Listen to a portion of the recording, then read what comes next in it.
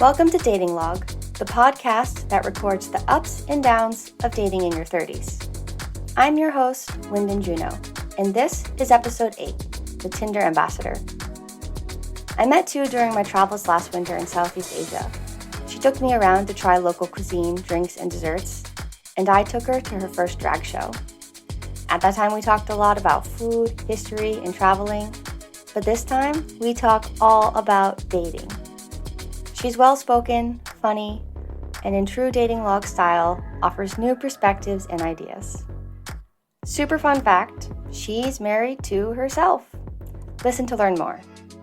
Hello, Wyndham and everyone. My name is Tu. I'm 36 years old, and I live in Hanoi, the capital city of Vietnam. I am a straight female until this time. And usually I would use either Tinder or Bumble to meet my dates. And kickoff question, how is dating going for you? Right now, I'm having a partner. I would like to call him my boyfriend, but for his perspective, I might be just a lover to him. Okay, I'm gonna call him my boyfriend. So I have one boyfriend, and I am looking for another kind of long-term partner as well. When you say you have one boyfriend and you're looking for another partner, why is that these things are separate? Could the boyfriend become a partner? What can you explain a bit more? Okay. So, usually in Vietnam, people will only stay very loyal, like a one-and-one monogamous relationship. And I have been living like that for such a long time until my last boyfriend cheated me, and it was so I was so badly hurt. And then I came to this guy who is an American, and he said that he's not into monogamous relationships. Usually, he will have two people at the same time. It's an open relationship, and I was very shocked at this because I had kind of very good feelings for him. And then I thought that, okay, so this open relationship guy may be a jerk, but then he's still less of a jerk than my ex-boyfriend because the ex-boyfriend cheated me. So I was like, oh yeah, okay, let's do it. After that, I went when I stayed and I learned to adapt to this open relationship. I began to think that, oh, well, actually, this is a cool lifestyle. And that's what you're doing right now. Yeah, well, I have no choice, do I? Do you have a choice? What do you think? So at this phase of life, I am learning to live differently. I think it's the right time for me to just experience it. And who knows? I mean, I don't know. In the future, I might just turn back to a monogamous person or a polygamist. I don't know. What do you mean with this phase of life? Well, I've been through things in the past. For example, I have been through a divorce with my 10-year ex-husband. And then I had another relationship which I felt like I could love him unconditionally. But then he still cheated, right? So I think that in dating, specifically in particular, in dating, people would have different lives or different phases of one life. I know of a lady, for example, she used to be a straight woman and then she turned into a bisexual and now she's like really into lesbians. Yeah, so and she's not coming back to like a straight woman anymore. So it's like phases. And right now I'm exploring with this American boyfriend of mine, and I think it's great because I am very deeply connected to him, but also I could have my own freedom to explore other guys as well. Can you define dating for me? Dating for me would be two people meeting and they have some in-depth or not very, but like they have some chemistry Usually I could go out with guys for a cafe, for example, but I wouldn't call that dates if I don't have any feeling for them. Okay, let's say you meet someone either on the app or on the street.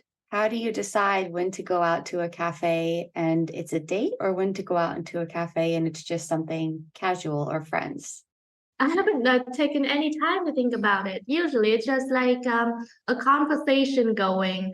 Well, before I got this interview with you, like just a few minutes earlier, I was on Tinder and chatting with some guys, and some of them really get in my nerve. Like the way they text, the way they use so wrong emoticons. I think like they really get in my nerve and say bye bye. But well, I would like people to start with not very cliche questions because my profile, for example, I put so much effort in my profile about what I want to do and what I don't want to talk about. And sometimes people, they just don't read profiles at all. And for those people, I say bye. Or people who really read or dig my profile, for example, they would know how to start like a question that makes me interested.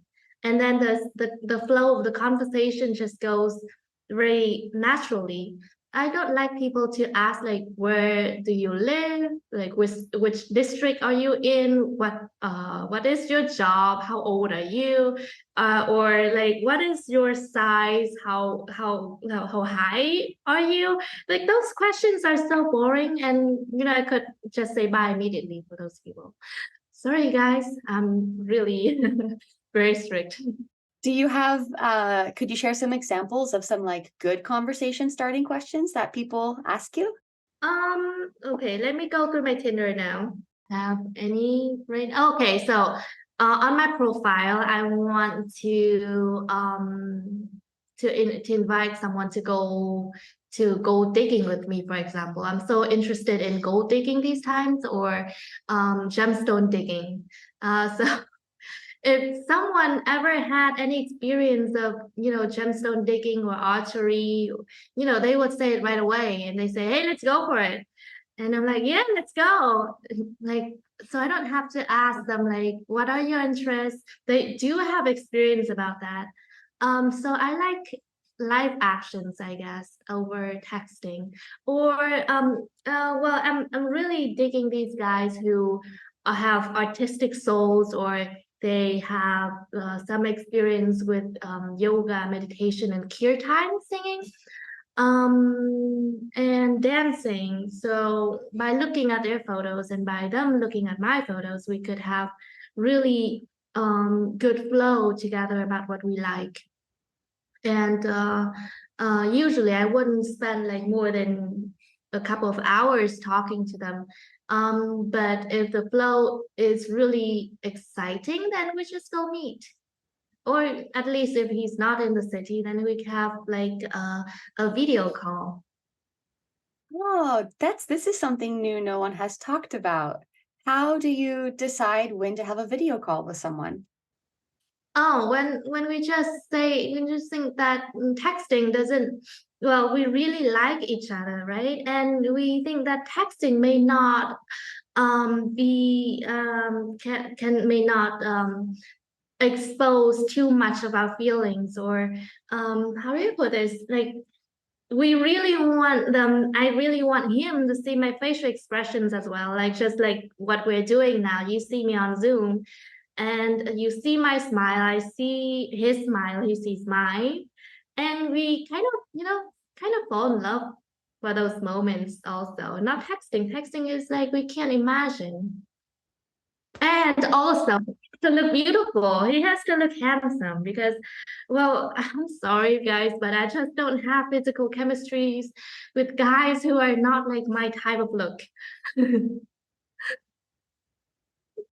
Um, when you are talking to people and planning a date, what kinds of things are you doing? So Vietnamese guys are kind of boring. They always invite me to cafes, and I'm okay for cafes actually, but I think that's just like a little cliche and just a little traditional. Okay, Vietnamese guys are I think the worst dates that I'm sorry, Vietnamese guys. Maybe I don't meet like interesting Vietnamese guys, but usually they on Tinder or Bumble, what Vietnamese guys are going for is sex.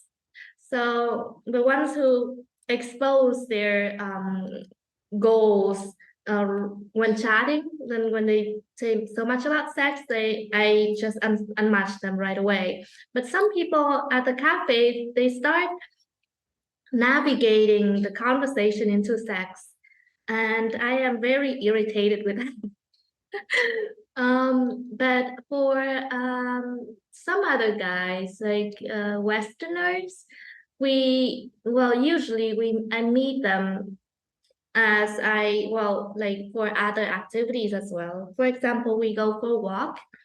I go to their place, just to see what their life is, how they're living.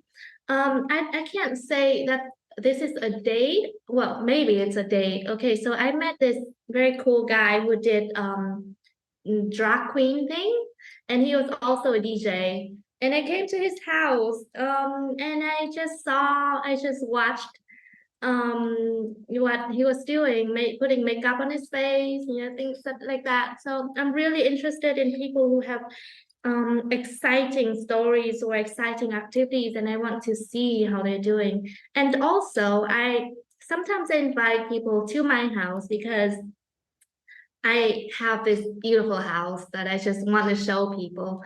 And I think that they might be interested in my life as well. So yeah, I go to their place, they go to my place, we go walking. What else? I think so, yeah. That's it. Mhm. Can you tell me about a really great date that you've been on?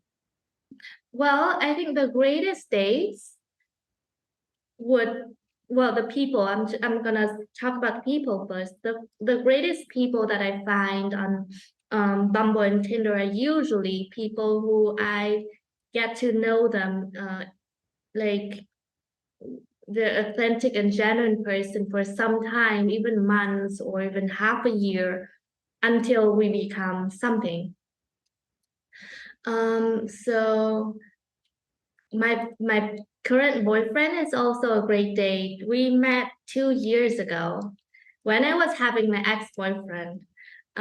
But then I was because I was so angry that my boyfriend at that time was on Tinder and chatting and meeting people. We were still monogamous. I was still monogamous at that time, but then I saw him doing that and I was like, oh, I have to make a revenge. And then I went on Tinder and met my current boyfriend, right? But then we were just friends and we went to exhibition and we went to, he was into art. So we went to galleries and stuff like that. And that was really good dates if those were dates because we kind of get to know each other in a very deep level, but not thinking about like we have to be something like lovers or something. It was just so naive and innocent kind of dating. And then the guy, he went back to United States for 2 years, and we lost contact until he came back to Vietnam. I saw him again on Bumble, and it was like, "Hey, do you remember me?" And then we went out, and then at one point he said, "I feel that there's something here between us. I don't know what it is, but I really want to find out with you." And then we started a relationship like that. And this is the guy that you're still in an open relationship with. Yeah, yeah. And that was really strange for me. But then I am very thankful to this boyfriend that I'm having because although that he's having, lovers, but he's very mindful to talk to me in a very careful, caring way, a loving way. And I could also tell him all about my concerns and my fears and my negative feelings for this new path that I went into, and he would be there with me, and together we kind of overcame these emotions of mine. So in one way, I think it's really great that there's someone who could also share my feelings and be mindful for that, for everything that happens around us. What yeah, let me think of how to phrase this. Because you're in an open relationship with him and you're still dating and he's having lovers and dates and you're also having lovers and dates. Uh-huh. How do you discuss this with each other? Is it there yeah, rather how do you manage this, I guess? At first I couldn't manage that in a good way. I was jealous. I was texting him kind of, I guess there were some times that I was angry or I was um revengeful or I don't, well, I was confused about what was happening. And he didn't like it. And then we had to sit down and talk. I said I was behaving that way because I've never felt or in I was never in such a similar relationship. And he was saying that I had a double standard because I also went out dating people, but then I'm just still jealous and I don't want him to have his lovers. And I said, yes, that's for you, it's a double standard thing. But for me, it's because I'm just in between these worlds. I was a monogamous person. And then I had this sense of ownership, like any other Vietnamese people person would have for their partner. They have ownership, they have jealousy. So I still have that. And I'm also walking into your world of polygamous things. So I'm both exploring that new world, but not not yet overcome or pass through that boundary that I had. So I'm still in between the lines. That's why I'm having double standards. Yeah, and you have to understand that for me. But I'm working with you. I'm trying to process it with you. And the more we talk, the more we sat down and talk. Now I'm at the phase of I could be able to talk with him about his lovers, like, oh, how was that blowjob that you were having? uh, um, and um, and your crush, how is she now? Is she accepting this open relationship that you're having, or is she not? And how are you dealing with it? So right now, I'm able to ask those questions without the feeling of jealousy, but he's also concerned about what I'm feeling. So, so he would tell me some stories, and then he would always stop and then ask me, "How are you feeling? Are you all right with these?" Yeah, so I think that is a very new experience for me. What is preventing you two from having this sort of long-term closed relationship if that's what you're looking for?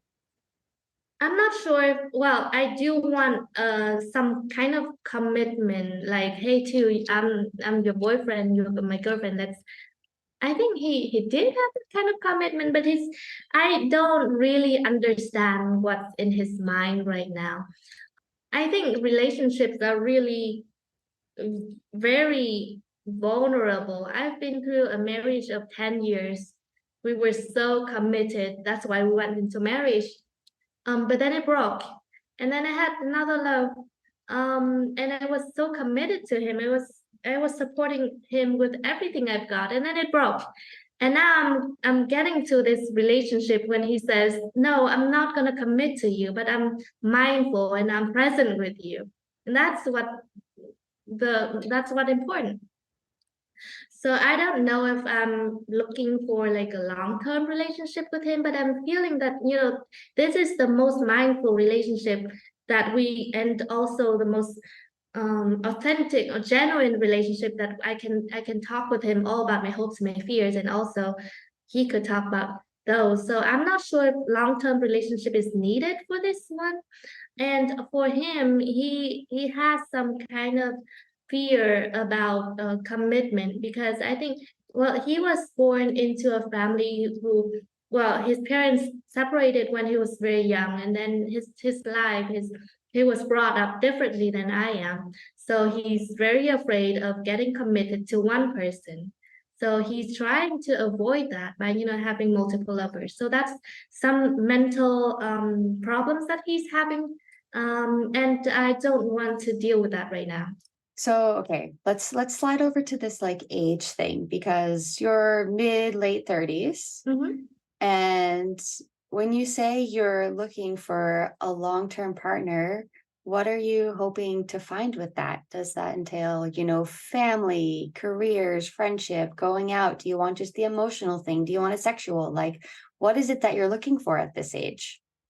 So at my age, I am looking for the deepest or a deeper connection with myself.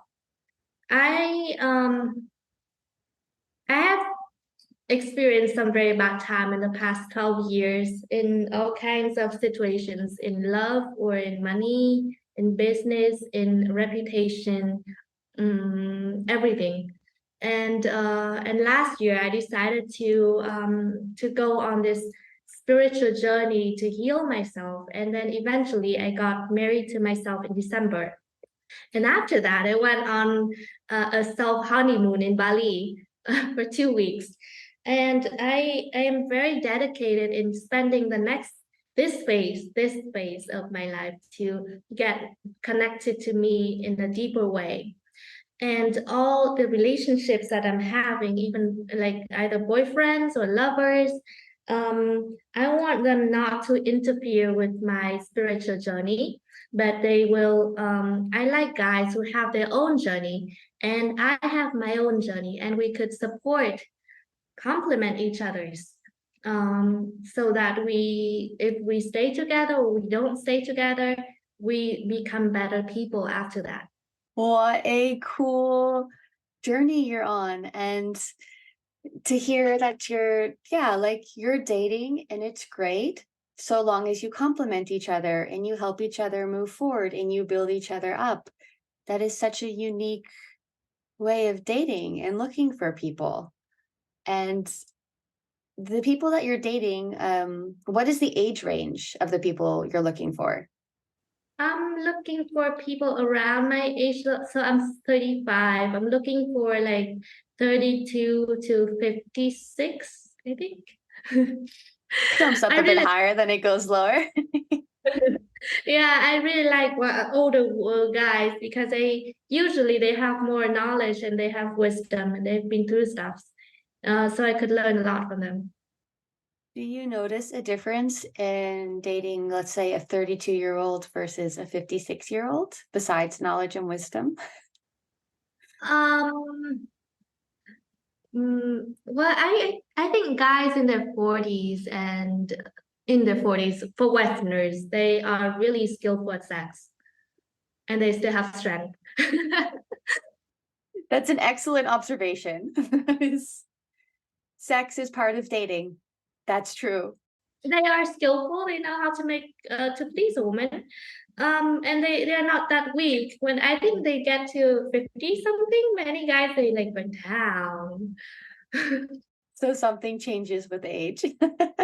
Yeah, that's what I think about guys. And when they're at their 30s, I think they're strong. They have some skills.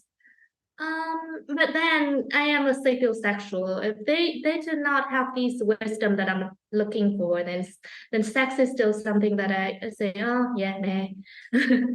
Can you, for people who might not know, define sapiosexual? What does that mean?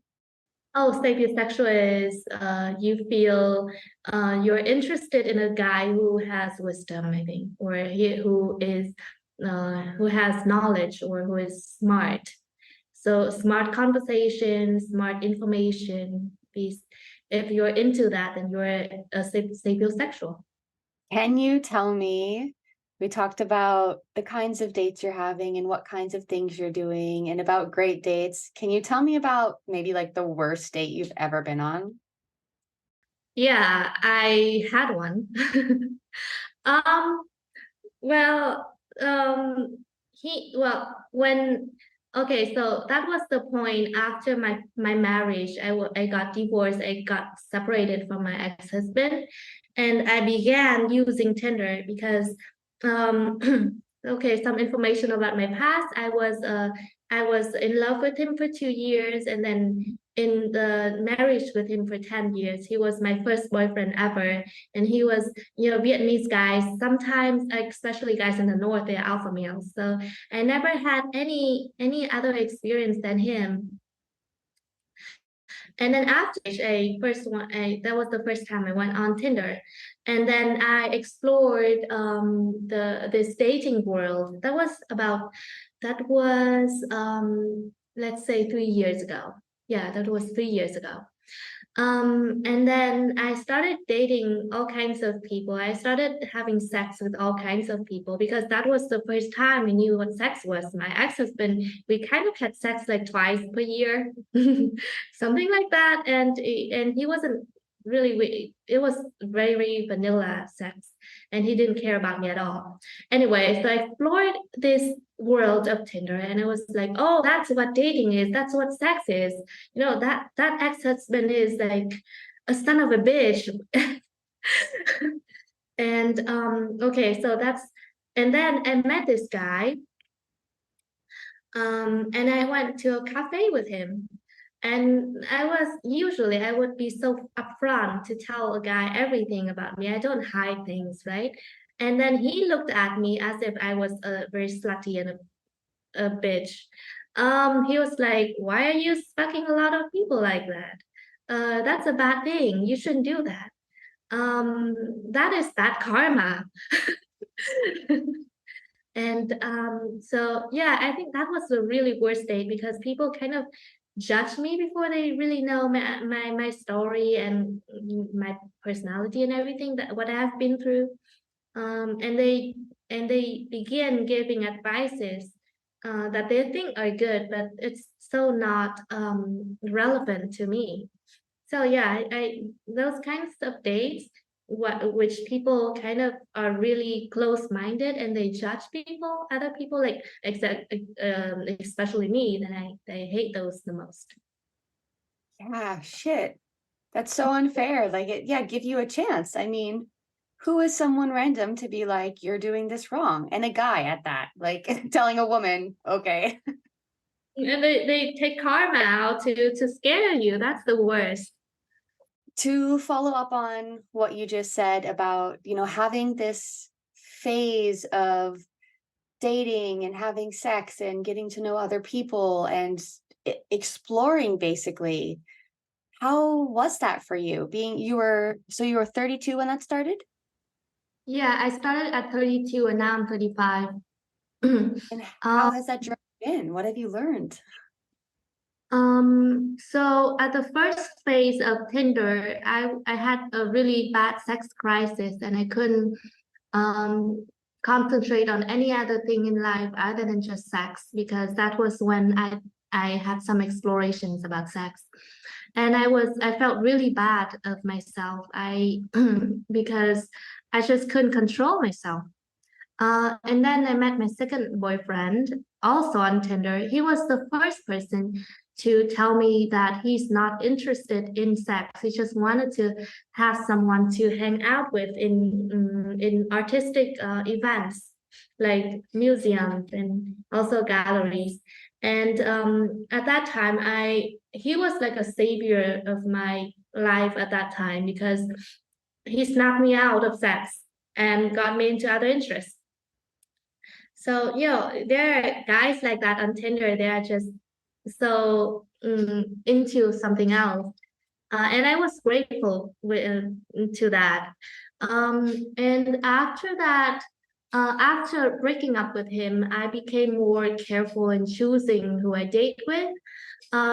It seems like I do have other lovers than my boyfriend, but I choose them really carefully, and I usually take time to be friends with them first. And I like guys who have contents, who have life stories and everything, who are open-minded. Um, and also there's another platform that I use. I don't think it's like dating, but it's like getting to know people. I'd like to include in this conversation with you. That is couch surfing. So Couchsurfing is a platform for, it's like a hospitality network. And from there, I do meet all kinds of people, guys and girls, and some of them eventually became my lover. But it's not intended at the first place because I don't use Couchsurfing for dating. I'm keeping them so separate. But because we don't think of of that as a dating site. So we hang out and we talk just like friends, and then after some time we kind of we get really interested in each other, and we date. So I've got amazing people on couch surfing to date with me thanks to that, thanks to us not thinking about dating at the first place. Can you tell me, what do you find the most enjoyable about dating? By dating, from dating, I learned a lot. Um, well, I could say that we have a very short life. We cannot live like 10 lives of 10 different people. But in meeting people on any platform, there's meeting you guys. And they're open to share their stories, and I learned so much. And it feels sometimes like I'm living their life as well. I could live another life thanks to them. And uh, from that, I think that I'm more open-minded. I am more open to the universe, to my universe, and I feel the universe is really abundant to give me those lessons and those people, those wonderful, amazing people that I've met. And it opens my eyes and my heart as well. That's a really beautiful answer, just kind of on acceptance and appreciation for what is. To take a hard gear shift here, what do you find the most frustrating about dating? Uh, Frustrating about dating, guys inviting me to have sex with them before they know who I am. That is really frustrating. And some people in Vietnam also in dating sites, there are many guys who want to find sugar babies. And by sugar babies, I think it's a different um, way of understanding about this term in the Western and in the Eastern world. So sugar babies in Vietnam, in Vietnamese, literally it just means like they're looking for prostitutes. And it really frustrates me that I don't really want to swipe on Vietnamese guys anymore. Immediately when we say hi to each other, and then they start these boring conversation like, what do you do? How old are you? Like what height, what weight, your size, body. And then they ask like, okay, I'll meet you and I give you $2 million, 2 million Vietnam dong per meeting. You have to go to a hotel with me. So I don't know in other countries, like in your country, but in Vietnam, people ask for the price and then they give us the price, just as if girls are like some kind of commodity. So that really frustrates me.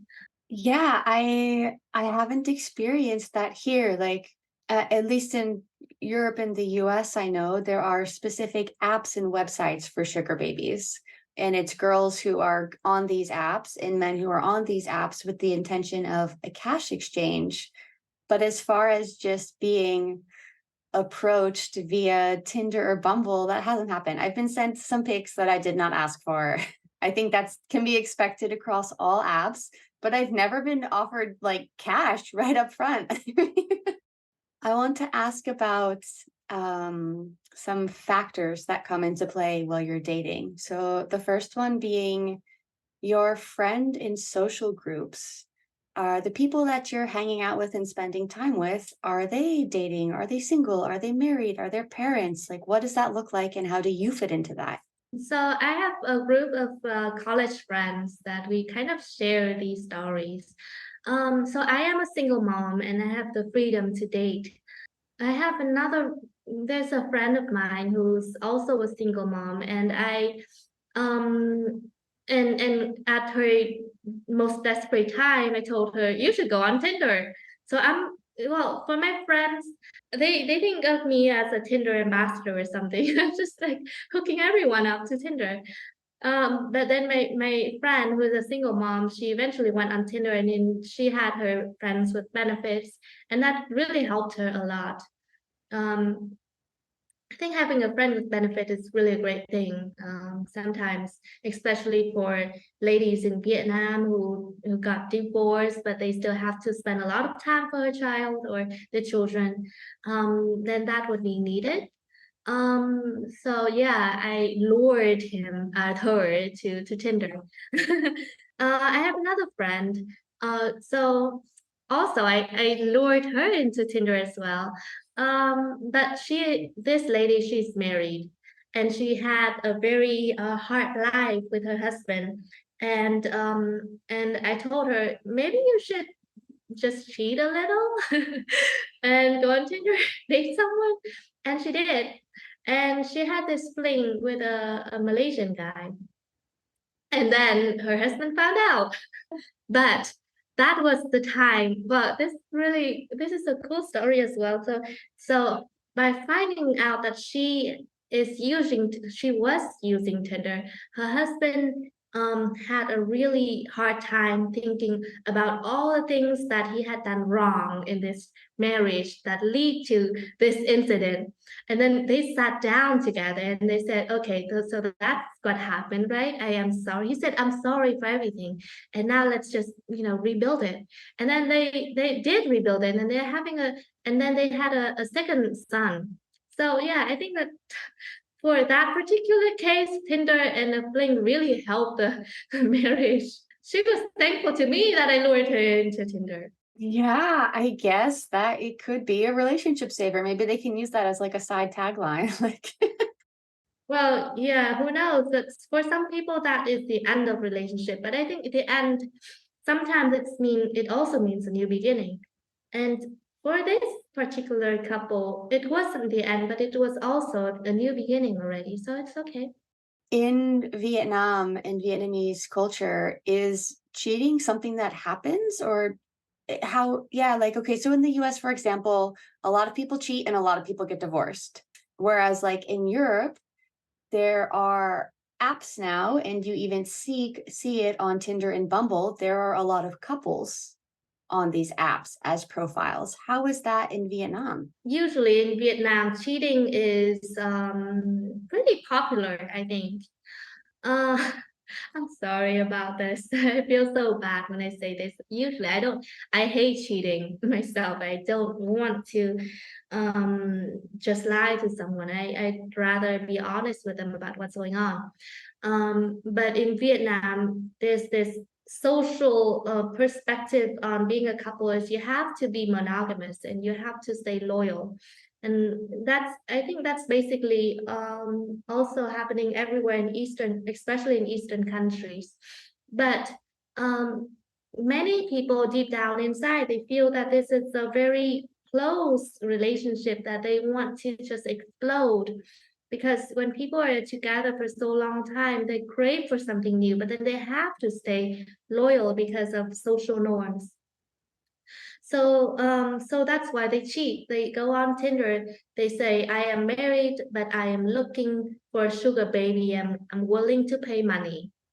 And I think there are a lot of guys nowadays in Vietnam who understand deeply that they don't want to get a divorce, but they are so they feel the need, they crave for it, something new, and they're willing to pay for that new thing just to so they don't have to be they don't have to pay any other kind of responsibility to the girl, and then they could just say goodbye to that girl if they're tired of them or they want something newer, but they never talk to their women or to their wives about what's going on. And I met one guy 2 days ago. He's like that, but I'm into him just as a person because what he's doing, his business that I'm interested. but he's very open to me about that topic as well. So he cares about his wife and his children, and he wants to come home feeling new and feeling refreshed and feeling not pressured because he had this very stressful business already. And he has to find an outlet just to express all those things out. So he wanted someone to talk to. He really wanted to have someone like a healer to talk to. And he went online, both finding sugar babies to have sex with and both finding people to talk to. So I think for most of the Tinder guys, the Vietnamese Tinder guys that I met, he cheats, but he's like cheating in a responsible way.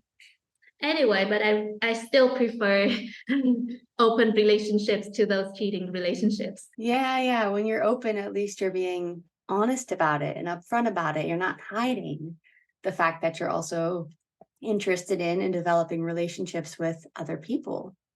Swinging over to like some of this growth while dating, let's say emotional growth, mental growth.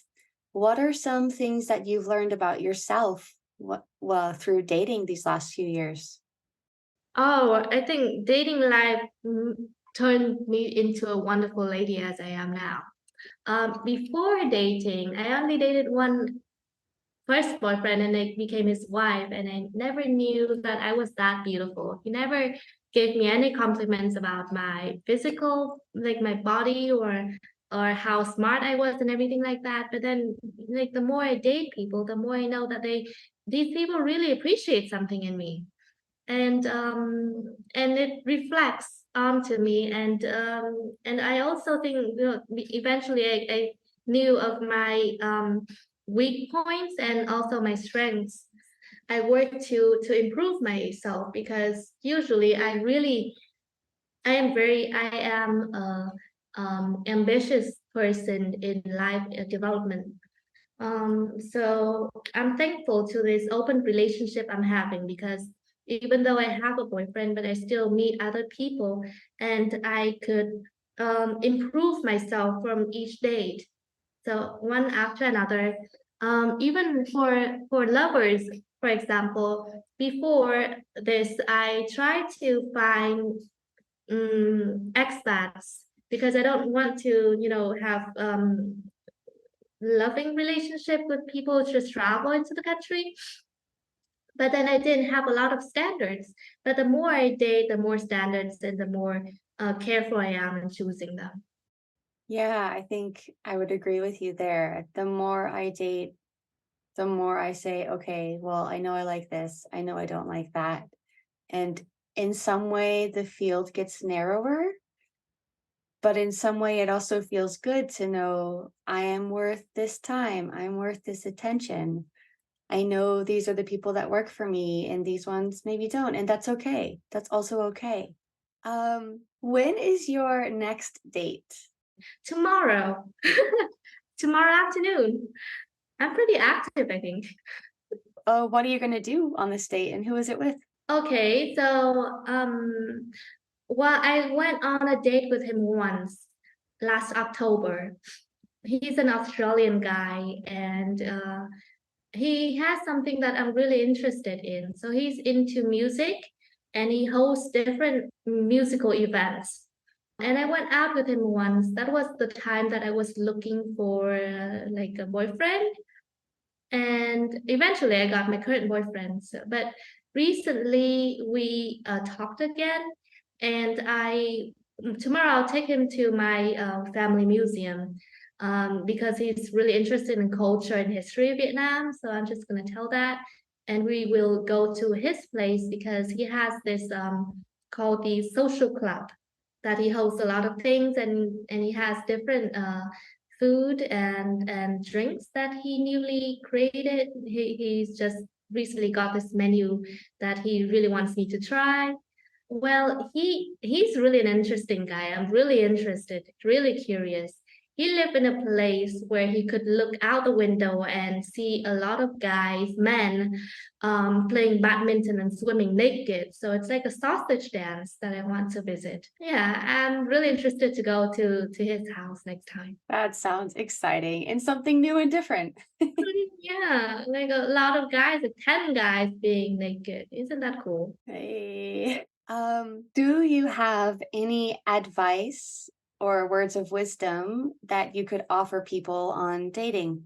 I encourage everyone to date, and the more you date, the wiser you get. But also be mindful and protect yourself. Well, I think this is really an old saying, but just be genuine, be authentic, and care for the other person as well. And that's the most important thing to get to achieve cool relationships, whatever kind of relationship that is.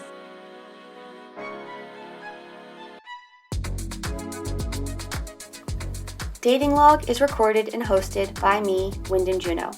It is produced by Harry Dark. Our artwork is in collaboration with Esme Hemming Studio. You can follow us on Instagram at Dating Log Podcast. Our website is datinglogpodcast.com. Check it out, we've just updated it. If you'd like to send us a message, you can slide into our Instagram DMs or send us an email at datinglogpodcast@gmail.com. Please like and subscribe wherever you listen, and if you're enjoying the episode so far, leave a review and tell a friend. We'll see you in a fortnight. Please don't ghost us.